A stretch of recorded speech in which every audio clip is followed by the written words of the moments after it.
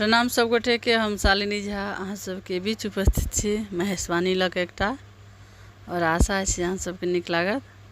तो सुनू। और ई रचना केने छथि आदरणीय श्री मणिकांत झा। तो सुनू अहाँ सब ई गीत। धन्यवाद। बरद चढ़ल हर अंगना एला, बरद चढ़ल हर अंगना एला, परिछु मैना माई है, हिमगिरी केहन बरला, हिमगिरी केहन बरला, परिछु मैना माई है, बरद चढ़ल हर अंगना एला।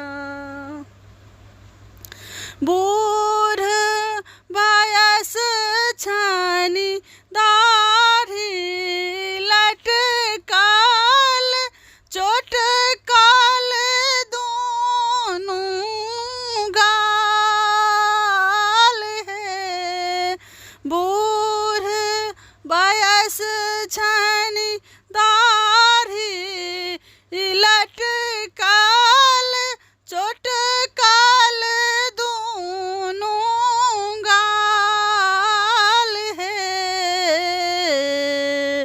हार हार जागल शिव के तेसर नेत्र कपार है, बरद चढ़ल हर अंगना एला, परिछु मैना माई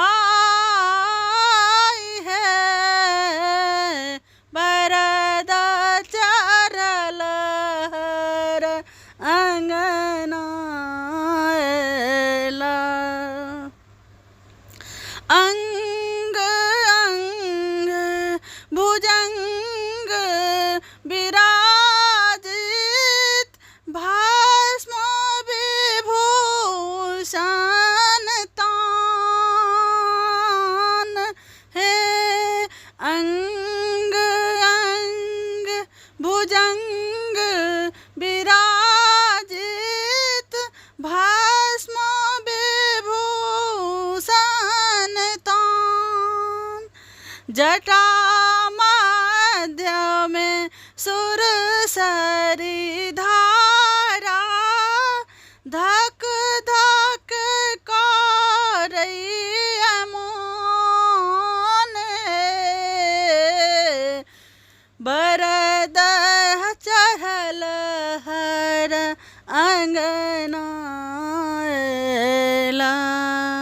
परिछु मैना माई है,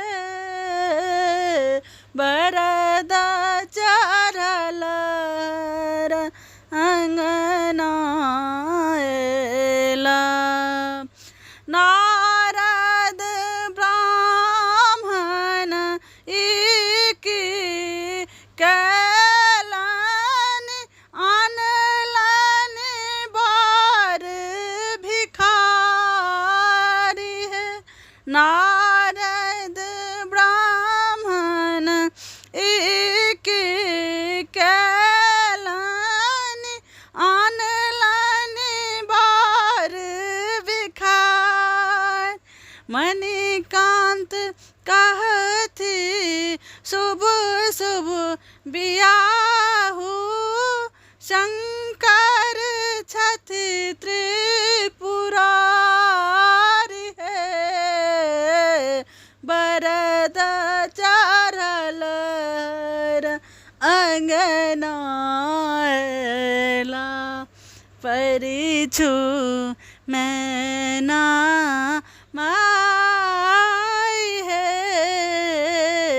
हिमगिरी केहन बरलैला परिछु मैना माई है बरद चढ़ल शिव अंगना अयला। धन्यवाद।